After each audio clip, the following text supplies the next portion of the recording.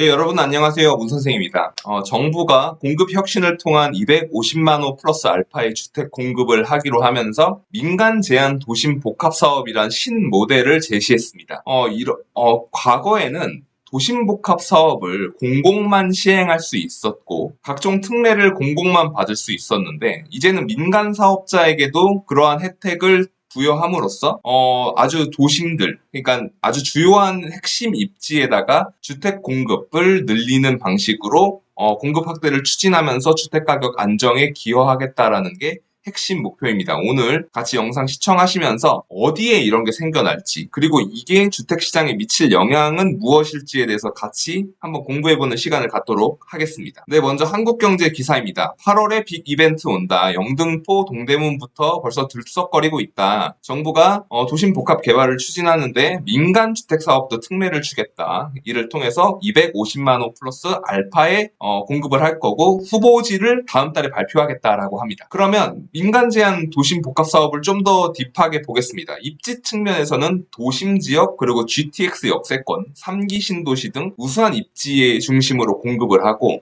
핵심적인 혜택은 무엇이냐? 통합 심의를 통해서 인허가 기간을 최대 1년으로 단축한다. 이를 통해서 사업성을 개선해 준다라는 게 목표이고요. 결국에는 과거에 공공에 부여하던 각종 특례를 이제 민간 제한 사업자에게도 부여해주고 여러 가지 복잡한 인허가 규제를 통합해가지고 한 번에 진행하면서 교통 재해 환경 영향 평가를 원스톱으로 처리하면서 사업성을 개선해 준다라는 것입니다. 그러면 이 결국에 정부가 원하는 거는 과거에는 공공 재건축과 재개발 일부에만 적용되고 있던 신통기획이라든가 이런 거에만 적용되고 있던 통합심의를 민간 전체에다 확대해주겠다. 이를 통해서 사회적 비용을 줄이고 사업기간을 단축한다라고 합니다. 또한 이 심의를 거치고 나면 정부나 지자체에서 딴지 걸 수 있는 그런 개별 심의를 다시 받아라라는 거를 못하게 하는 걸 법에 명시해서 빨리 하겠다라는 거죠. 이건 이제 SBS 기사입니다. 그러면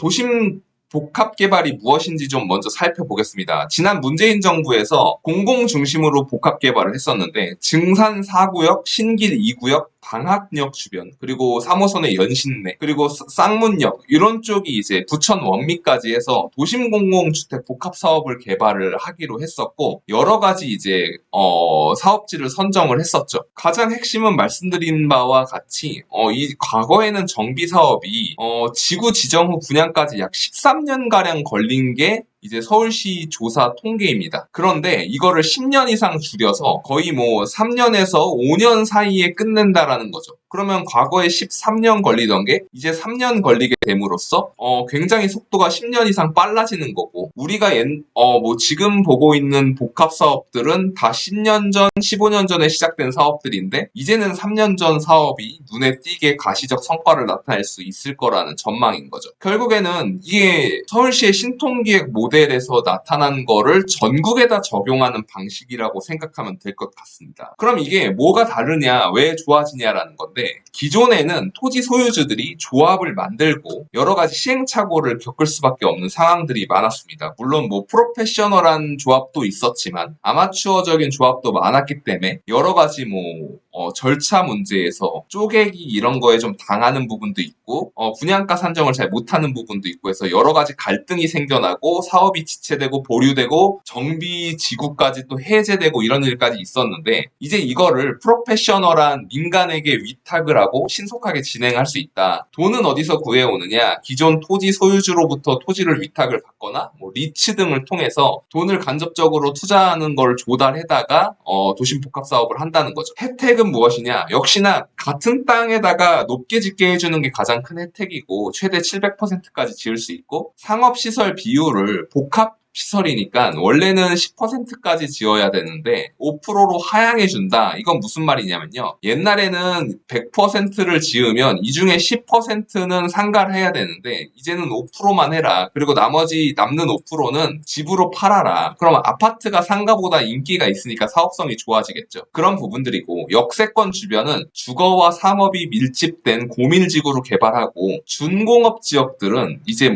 각종 테크 이런 사업과 함께 아예 융합지구로 만들고 과거 빌라촌이라고 불리던 저층 주거지는 주택공급 활성화 지구로 선정해서 공밀 개발을 하겠다라는 게 사업의 요지입니다. 용적률은 법적 상한에 거의 1.2배까지 올려주고 건폐율도 뭐 맥스까지 다 올려주겠다라는 게 목표입니다. 그럼 어디에다 그렇게 할까라는 전망이 나오는 게 기사에서는 영등포동과 물레동, 창신동 이렇게 보고 있습니다. 이 서울시에서 지도를 가져온 건데요. 상업 및 업무시설지 지구가 이 분홍색으로 되어 있는 곳인데 여러분들이 보시다시피 요 서울 을지로 부근은 상업지구가 굉장히 많죠. 이 중에서 창신숭이가 이 지역이고요. 영등포 물레동 일대는 이 지역입니다. 가보시면은 굉장히 낙후되었고 최근에는 물레창작촌이나 뭐 이런 데들이 많이 좋아지기는 했지만 어쨌든 고급 주택단지는 아닌 면들이 남아 있거든요. 좀 지도를 확대해서 보면 영등포구청역이 이제 이 일대로 우측은 영등포동이고 좌측은 물레동인데 여기가 평지에다가 아주 좋은 땅인데 여기가 좀 애매한 게 아직까지도 뭐 롯데제과의 공장이 남아 있거나 자동차 정비 시설 이런 것들이 영등포 쪽에 많이 있고 과거에는 이제 하이트 공장이나 그게 뭐 기린 맥주 공장, 그리고 아사히 공장 이런 식으로 옛날 일제시대 때부터 영등포 일대는 그렇게 오래된 준공업 지역이었습니다. 그래서 지금은 개발이 조금 미진한 부분이 있지만 결국에 이런 도심복합 사업 개발을 통해서 고급 복합 주거단지로 재탄생할 수 있다라는 게 전망이고요. 오세훈 시장이 굉장히 공들이고 있는 게 이제 동대문역 근처에 창신숭이동인데 이쪽이 이제 과거에 재개발을 추진하다가 실패하고 박원순 시장 때 도시재생이란 이름으로 벽화칠하는 그런 사업을 벌였는데 그 결과가 신통치 않았기 때문에 오세훈 시장도 여기를 이제 고밀 재개발을 해서 탈바꿈 시키겠다는 걸 목표로 하고 있습니다. 이번 이제 도심복합 사업에서도 창신숭이동도 그 대상이 될 수 있다라고 바라보는 시각들도 존재합니다. 결론은 시장이 어떻게 바뀔 거냐를 보면요. 이제는 과거에는 전세 주고 갭 투자하는 것들이 개인 투자자들이 많이 하는 거였잖아요. 뭐 어르신들이 은퇴하고 나서 월세 받으려고 혹은 자식에게 물려주려고 전세 끼고 집 사놓고 이런 식으로 투자를 많이 했었는데 이제는 대기업들이 이 민간 임대 시장에 들어올 만한 구석이 생겨났다. 그리고 개인 투자자들도 주식시장에 상장된 리츠 기업이 이런 도심 복합 개발로 만들어지는 그런 주택에서 나오는 수익률을 배당받을 수 있는 그런 리츠들이 만들어져서 결국에 아파트에 갭 투자를 하는 방식도 있을 수 있지만 리츠를 통해서 간접적으로 월세를 받는 이런 투자를 할 수도 있는 시장이 열릴 거고 이런 대기업들이 진출하게 되면 아무래도 개인 임대보다는 훨씬 더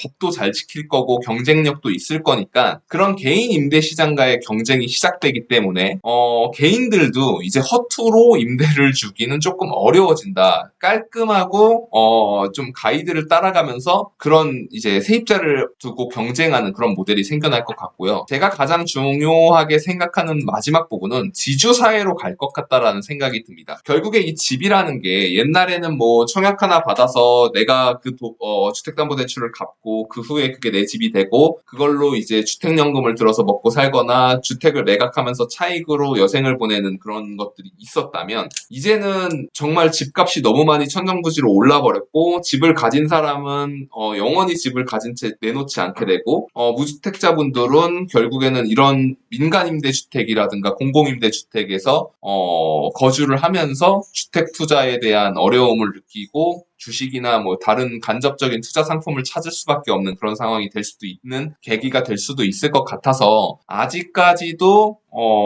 결국에는 무주택자분들이 절반 정도가 되기 때문에 그런 좀 우려되는 부분도 있다. 그래서 전체적으로 주택수는 늘어나고 고급화되는 주택들은 증가하겠지만 결국에 이 정말 뭐 뉴욕에 집 가진 사람이 적은 것처럼 도쿄에 집 가진 사람이 4대 6밖에 안 되는 것처럼 6이 이제 임차인이고 4가 집주인인 것처럼 서울도 점점 그런 도시로 거듭나는 그런 흐름으로 가는 것 아닌가라는 염려도 조금 됩니다. 네, 오늘은 같이 이렇게 살펴보았고요.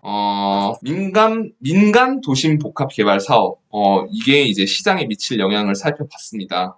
다음 달이면 윤석열 정부의 대대적인 공급 정책인 250만 호 플러스 알파 정책이 발표될 거고, 어디가 그 주요 입지로 될 것인가 나올 텐데요. 계속해서 그 영상을 올려드리면서 같이 정보를 나누고 공부하는 그런 영상을 만들도록 하겠습니다. 영상 시청해주셔서 감사합니다. 오늘도 수고하셨습니다.